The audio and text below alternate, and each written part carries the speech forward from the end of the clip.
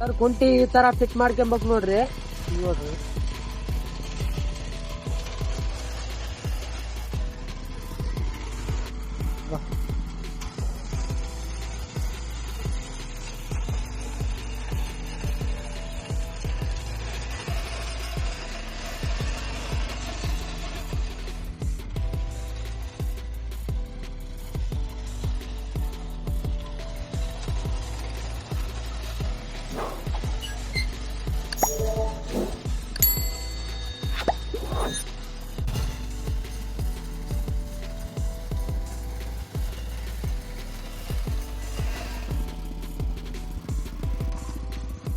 Sir ಇದು ಕುಂಟಿ adjustment ಇರುತ್ತೆ ನೋಡ್ರಿ.